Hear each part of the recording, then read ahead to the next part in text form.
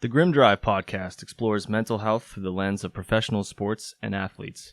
Pro athletes come forward more and more with stories about their mental health journey, what they have endured, and how they managed to push through, reflecting a mental health stigma that continues to be reduced. Pro athletes also leverage mindset to achieve peak performance, as well as representing and often driving elements of popular culture through the use of social media, technology, and personal branding. This places athletes front and center as role models for people of all ages, giving them a platform to reach many and deliver important information, including information about mental health.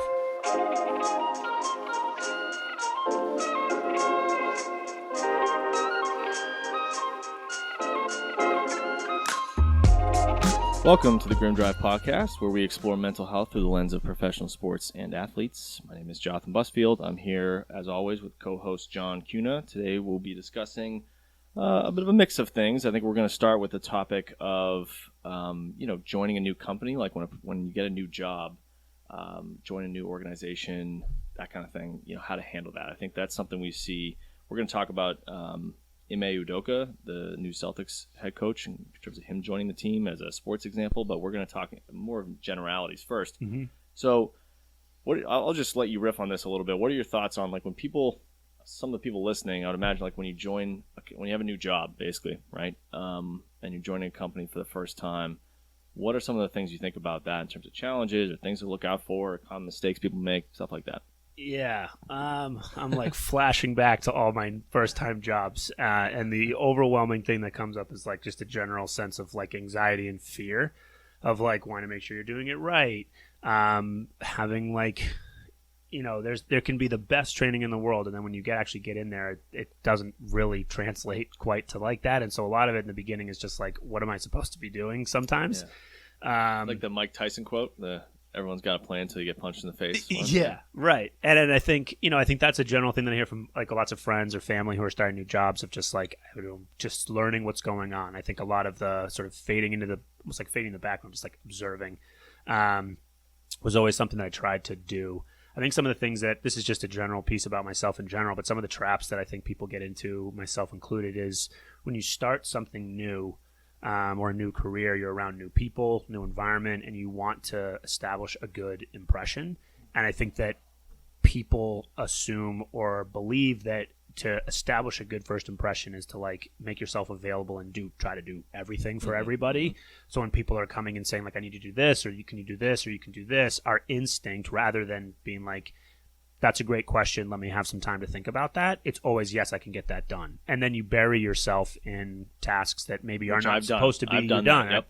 Absolutely, yep. I am guilty of that, especially when I was working in schools, both in Boston and then in Lexington. By definition, counselors in schools, this is just sort of like the milieu is sort of where we fall into sometimes. Like we have our individual time, we have our groups, we have, these different things, but something comes up, it's boom, I need you to do this. Yep. And that's sort of part of the role. So it sort of lends itself to that problem anyway, but I got into, I won't say deep trouble, I just got myself overwhelmed quickly by having to do 1,000 different things. Teachers, and no malintent by anybody, they're just sort of like, you're a helper, right? Your job is to help and to support, so you're who I go to if I need that. And it doesn't relate to like needing to talk to a principal or whatever, an admin or something like that. And then you just bury yourself in all those different things. And that I've seen, not just for myself, but for a lot of people, like the fear of saying no because of how that will reflect on them is high. And the reality is that if you establish yourself early with, not necessarily if you're afraid to say no, and I know that that's a hard thing to do, I'd encourage people to say it more, especially when they need to. But if you're needing it to sort of just, you know what, that's a really great question. I don't have an answer for you right now. Let me get back to you. Or like buy yourself some time to actually think about what the task is that they're asking you, and then go about executing it or not. Or if you don't think it's your role and don't want to get into especially in the first year, I had an aunt who was like, don't do something in the first year of your marriage you don't want to do for the rest of it. Because if you do something in your first year, it's like, that's your role. And the same thing with new jobs. If you establish yourself as that, it's really hard to remove yourself from doing those things. And then once you do, that can be like, well, why are you not doing this anymore? And then it leads to a whole different piece. So that was something that I had to learn the hard way after being the person who wanted to say yes all the time. That was my line of like, that's a really great question, or that's really interesting. Let me just get back to you and give that some thought. I like gave myself permission to buy myself some time to actually think about it. And I will say relationships increased, things got better. People started coming to me with things that I actually was responsible for doing. I stopped getting the like things that didn't really pertain to me. You would help direct them to the people that actually could do that, and it just made things a lot more simple. So that was, but it a lot of trial and error to get there. Yeah, you bring up some great points. I mean, I think when you do that early on, you set expectations for other people, right? That's what you're kind of talking about. Is like if you're going to do something in the first 3, 6 months, a year, people are going to expect that from you moving forward. Absolutely. And you sort of paint yourself into that corner. And I think we've talked about the danger of expectations from a personal perspective. This is an example of how if you do things a certain way, you'll sort of implant expectations in other people's minds, and it's not doing anybody any favors, right? Right. So I agree with you. I think you also touched on sort of the similarity. I think there's a lot of similarities between work positions or companies and marriages. I mean, like, I think or relationships, I should say. Like when you're first, I see a lot of people make this mistake in the first 3 months of a relationship, where I think this is why a lot of breakups happen in the 3 to 6 month mark, because a lot of people put on a face of what they think the other person wants to see, instead of just being themselves. A lot of times because they're insecure and afraid that if they're just themselves, that won't be enough. Right. The problem is you're painting a picture for a person that really does not mimic what they're actually going to get. And so somewhere in the 3 to 6 month range, the real person comes out, and maybe that's not what they want, but you know what? That's usually about compatibility. I'm always a believer that like you want to figure that out as quickly as possible, because you're saving both of you time. If you're not compatible, you're not compatible. You can fake it and be someone else, right? But that's exhausting. Yeah. Eventually, who you are is going to come out. You can only hide it for so long. Yep. I think that happens at companies too, where people come in, and this is one version of this is what you said, like being a yes person, taking on too much, saying yes to too many things. But there's also other things in terms of demeanor and just maybe acting like somebody you're not. I think all of that sort of sets you up to have things not go so smoothly eventually, because you might decide you don't want to do that because the luster wears off of the first the new job, I can do anything, I'll do anything you want kind of thing, wears off after 3 to 6 months. When that does, if you now have to backtrack on things, not going to go well. And similarly, if you were acting like somebody you're not for the first 3 to 6 months, and then you get comfortable and you start being yourself, it might confuse people, right? So that's I definitely agree with you. That's something that people do quite a bit. Yeah, and taking on all that extra stuff just leaves nobody really satisfied. You especially, you're just overworked. You've put yourself on burnout track, and people, when inevitably that burns out, then you're left with all of these people who have built these expectations of you that now you can no longer deliver on, and then now everybody else is disappointed, and so I think that's a hard thing for people to understand, that that is the value of no, that up front it might feel really difficult to do, but the long-term effect of being able to set effective boundaries with people, both in relationships, at jobs, wherever, is vital, because it might be really hard to do in the beginning, but if you don't do it then, you're going to have to do it eventually, whether it is by necessity or just by burnout. And it's going to happen eventually in your mind, and it's much harder to establish boundaries once you've already been in a situation than it is to just be like, this is what I need, this is what I am comfortable with doing, and here's how I can support you and whatever it is within my frame. And then go from there. And people have great, this is what I know that I can get. There's no more questions. I don't have to worry about it. And this is what it's going to be like, versus yes to everything. And then great, this is what it's going to be like. And no one can sustain that. No, agreed. And I think, one thing people might do as well is if either they will do what you just described, right, saying yes to too many things and really not setting boundaries clear enough from the beginning, or they will maybe pivot and not do it, but not be clear in their communication that they're not going to do it. So they'll say yes. So there's two kinds of yes people, right? There's the yes people that are saying yes because they are taking on too much, which causes long-term problems, but they're also productive. So I guess there's some benefits to that. But then there's yes people that say yes when they really mean, internally they mean no. They say yes just to avoid conflict. Yeah, that leads to big problems, because now you're just not communicating effectively to people. Then there's people that maybe they don't say yes even though they mean no, and they don't say yes even though they mean yes, but they just kind of pivot or don't say anything.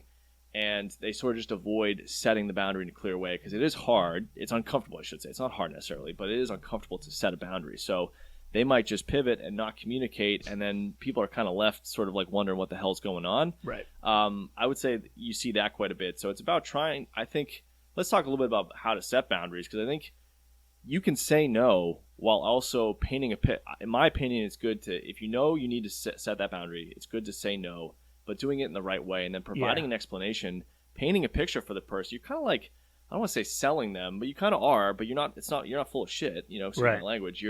You're selling them on why it actually benefits everybody, you and them, for you not to be doing the thing that you're about to say no to. Yeah. Right? And you have to paint that picture for them so they understand where you're coming from. Right. I think that people too, like when people talk about like the importance of no, and there's a lot more people out there talking about it, which is great. I think that when people hear that, they assume like when someone's asking you to do something, you're just like, no. Right? It's just like this cold, hard line of just like, no. I don't have to do that. I'm not going to do that. Yeah. I'm saying no because it's important, right? Like, and I think that that's a misconception, right? You can say outright no for something that you is like something that you just know is not there. Like, no, that's not something that's within my role. Yep. Let's try to figure out what we can do to help support you. But it's never, I can't. I'm sure this has come up, but I can't think of a situation where someone asked me to do something like so far outside of my realm of responsibility that I was just like, no, right? Just like cold and just like, get out of my face. Yeah. And I think that people think that when they think that when like the importance of saying no, and it's just not that way.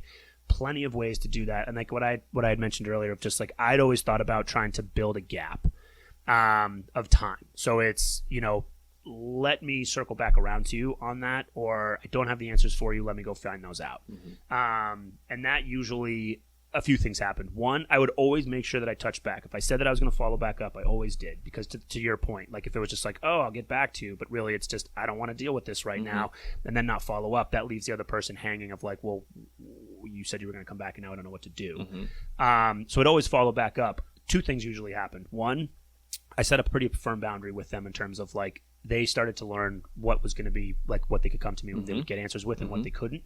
And then I would always follow up with like, hey, you know what, I spoke with so-and-so, here's what they told me. So then not only did I tell them where to go, even though you still might say no in the end, or you can't do that specific thing, you are still being a team player by helping them problem solve. Absolutely. And I'm effectively establishing a line of communication with the appropriate person that they should be following up with. And the other thing that usually would happen is that they'd figure it out in the time. Yeah. So when I circled back around, they'd be like, oh, you know what? I actually found this person and we figured it out. Oh, great. That's fabulous, right? So those were like sometimes that's frustrating, but yeah. Sometimes. But and you're like, could have told me. Because I did it anyway. But again, that was something that worked well for me. And I carry that too of like if I, and also too, me being honest with myself and being like, I don't know the answer to this question. And I'm not going to just tell you something because I feel like I need to. And I found that once I did not do that in the beginning, especially when I was working in Boston, I was just like a firefighter. We literally had walkie-talkies in the offices, and it was just like, John, I need you here. John, I need you here. And I was like, you got it. And it was just bouncing around. And then when I was in Lexington the first year, probably same problem. But then as I got a little bit more comfortable, started establishing some of those boundaries, and things went way smoother, communication-wise, systems-wide, and things just kind of went there. So I think it's funny. I have these conversations sometimes with friends, and they say the same thing. I hear that of like, well, it's so rude to just say no. And I was like, well, yeah, but are you saying like no, like cold, or just abrupt? Like I can't answer this question. I need to find something that can. So I agree, and I think it speaks to how like we've talked about so many times on this show, things are rarely black and white. So it's not like either yes or no. And yet when people hear like, hey, the importance of saying no, I think they often interpret it that way. Like either I say yes to something, or I give a flat out abrupt no. Which sometimes you can say. Sometimes you can can be like, no, I'm not going to do that. Correct. Absolutely. Sometimes you can. Yeah. I think a lot of times, like especially when you're new to a company, it's good to be willing to wear multiple hats and try to help people problem solve. That's what you described. There are situations where the eventual answer might be that I can't do this, but that doesn't mean you can't still help the team problem solve how to do it, right? So it's about like the mindset of like, I think saying no is much more, maybe it's better phrased like learning how to step back and evaluate and problem solve before saying yes, more than it is about just abruptly saying no, right? But that's not as catchy as learning how to say no. Because I think a lot of times, when you're new to a company, it's really key to not shut down possible opportunities to show value or look for opportunities to grow as a person, right? Now, if you get into things and you realize that, like, particularly what I look for is, like, if I know it aligns with one of the things you and I have talked about is, like, the difference between strengths, weaknesses that can be changed, and weaknesses that just are not going to change, right? You got to know your strengths. You want to play to those. You got to know the weaknesses that can't be changed, because those are not worth working on. I think a lot of times we think of it as strengths and weaknesses, and people want to fix their weaknesses, and some weaknesses can be worked on. Other ones, you just got to accept who you are and move on, right? Yeah. It's not going to do you or the company any good to focus on that stuff. So I think if it's something you're asked to do that really puts you in a position to have to do something that is one of your weaknesses that can't be changed, that I don't think is a good idea. And that's much more about setting a clear boundary, but explaining to the person why it actually benefits everybody for you not to do that. Yeah. And then offering, hey, I can't do it, but I can help you problem solve or try to find the right person. I can have this conversation like you described with person X or person Y to figure out how we can come together. So I think that's kind of what I would say to it. The other thing is, like, I think this goes along hand in hand with, like, saying abrupt no. A lot of times I think it's a huge mistake when people say that's not my job. I would never say that word. Like, I don't think anytime you say that's not your job, it really just, whether it's accurate or not, it paints the picture that you are not a team player and that you just really just care about yourself more than the whole mission, the common goal of the team or the company. And sometimes you might not even mean that, but that's always how it's going to come across. So instead of saying, like, that's not my job, I think it's about helping to problem solve with a person and pivot and say, hey, I don't think I'd be great at that, but I can help. Like, how about if I help this way to try to figure out a way to solve this together and find this person? That way you're still adding value, like you said. Yeah, I think two things you mentioned. I'll just touch on the last part too, of, like, when you get that, like, that's not my job. That always just, like, you know, we're in a field of wanting to keep curious was a term I got from one of my Carmen Dominguez, one of my professors who I've adopted, like, always keep curious. Yep. And so, like, I get a line like that, and then it piques my curiosity, right? More than it does of, like, yeah, it's like, okay, that's abrupt and off-putting of, like, that's not my job. Like, you're attempting to set up a boundary, but doing it in a very specific way.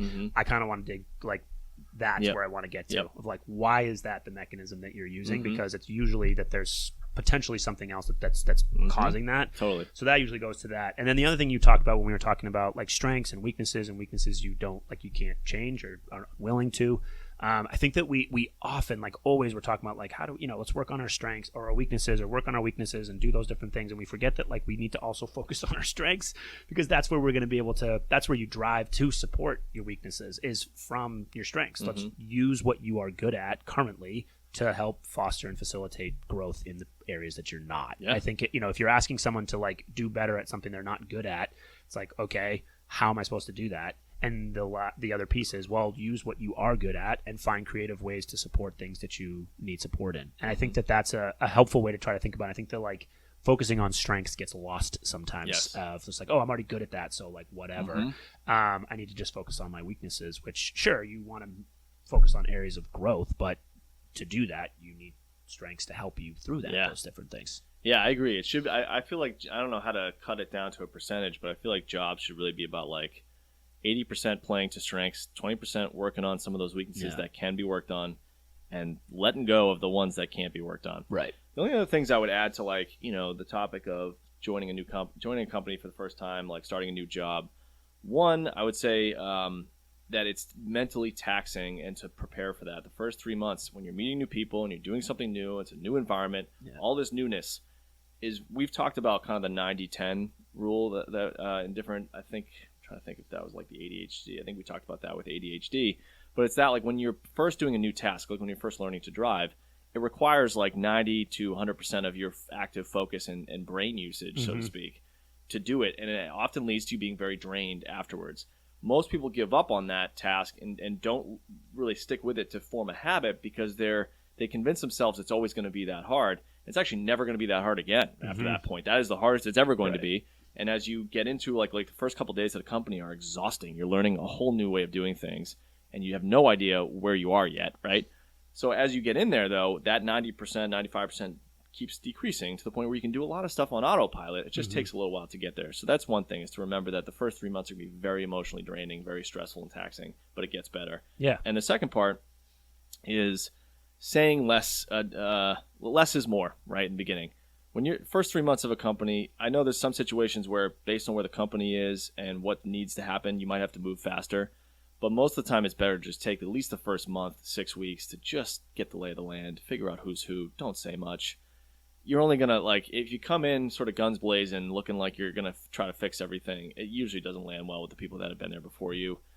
So it's good to just be a little bit more quiet and supportive and build trust and try to get a feel for who is who and how things work before you start trying to implement changes. Yeah, I always talk about like just be the active observer, right? Like try to put yourself in positions of like learning about people and learning about systems, how things function, and and for the people who like come in guns blazing, if they don't know where the problems lie and they try to fix them right away, you're not necessarily you're fixing the wrong problems or not the correct ones, or you're doing it in a way making new ones, right? So being the observer so that you can pinpoint like, okay, yes, where is my role gonna function? Who are the people that I can get support from? That takes time. It's not an immediate piece, and sometimes like your direct supervisor might not be the person that you want to go to for like the milieu day-to-day stuff, and that might be somebody else. But if, so I think it's a good idea of like that first, you said like 3 months of just sort of like, let me just get a sense of what this place feels and looks like, and then start to go from there. Yeah, for sure. So we wanted to talk a little bit about, we'll tie this in, I should say, to Ime Udoka, the new Celtics head coach who was just brought on recently. Brad Stevens, the coach before, shifting to more of a GM role. Or I guess team president slash GM. I found it very interesting because I think it to me it seemed like a good bit of self-awareness on Brad Stevens' part, sort of maybe seeing that while he's a great coach, I think connecting with the players in a way that was needed for them to actually perform at the highest level maybe wasn't happening.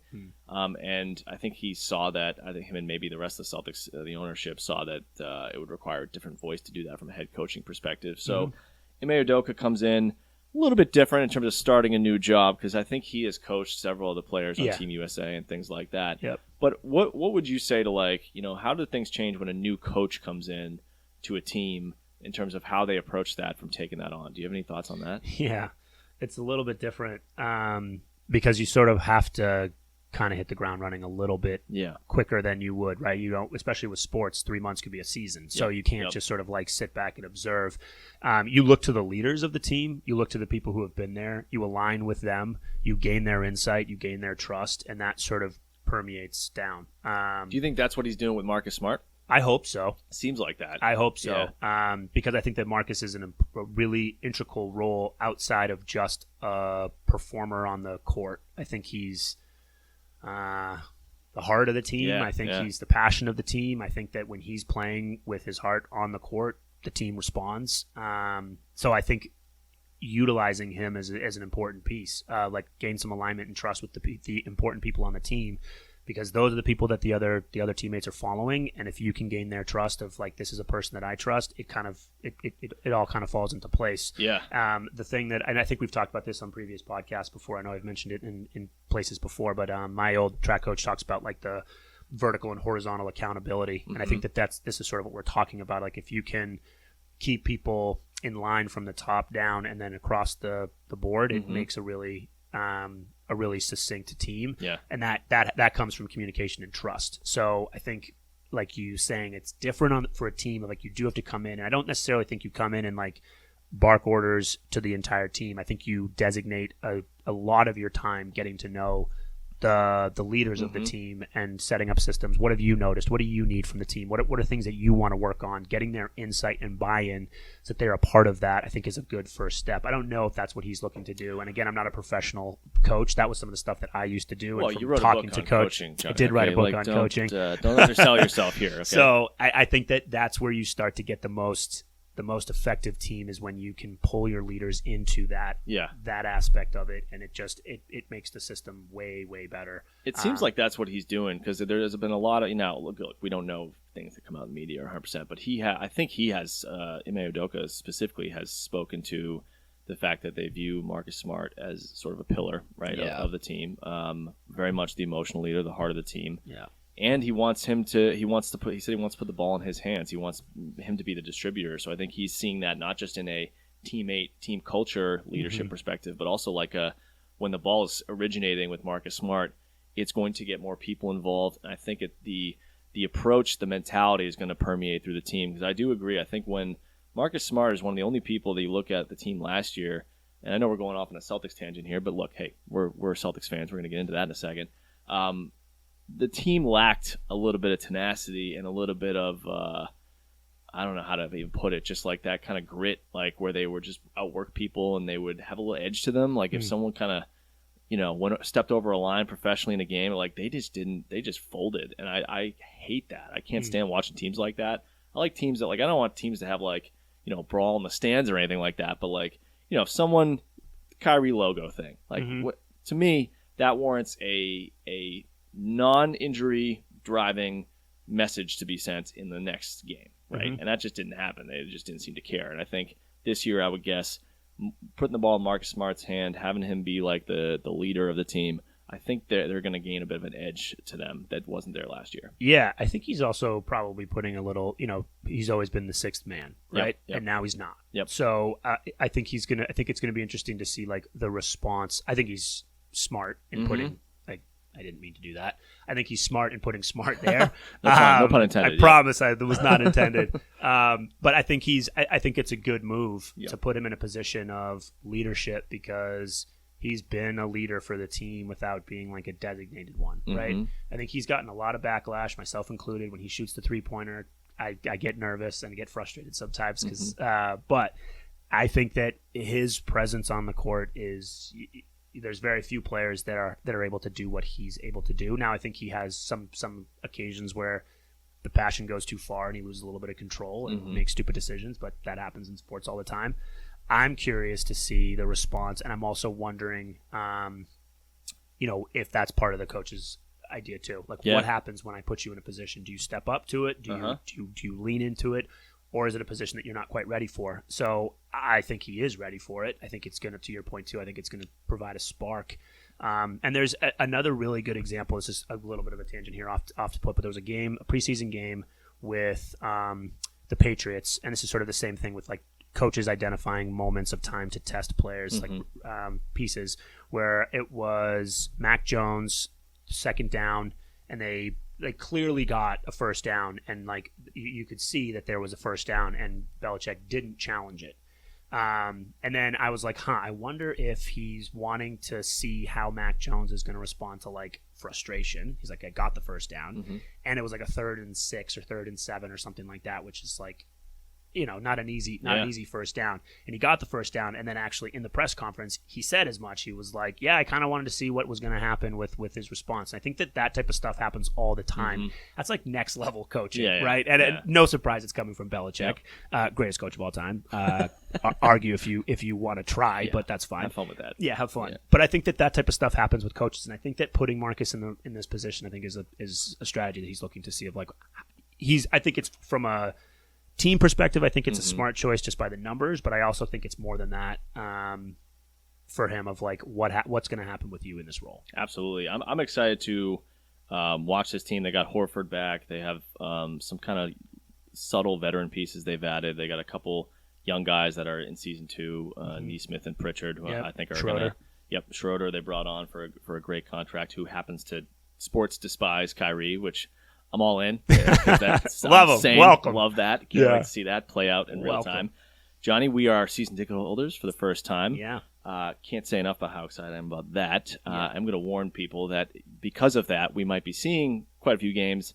You may hear me rant against refs. I have a tendency to do that. It's inevitable. You can rein me in if needed. No, I'll be right there with you. Yeah, exactly. So we're excited about that. Obviously Ben's Boston fans, and especially Celtics fans for a very long time. So being able to see this team firsthand with all these young pieces is going to be great. It's exciting. Yeah. Looking forward to it. Yeah, can't wait. So we want to thank everyone for tuning in to this episode of the Grim Drive podcast. As always, we just encourage people to subscribe on YouTube and ask, put some comments in there. Ask us some questions. We will respond. It hasn't happened that often, but I think people, like, if you leave a comment or you have a question, well, we'd love to have that back and forth dialogue. We always put the links in the show notes as well. And that's it for today. I want to thank everyone for listening to the Grim Drive podcast. We'll be back next week.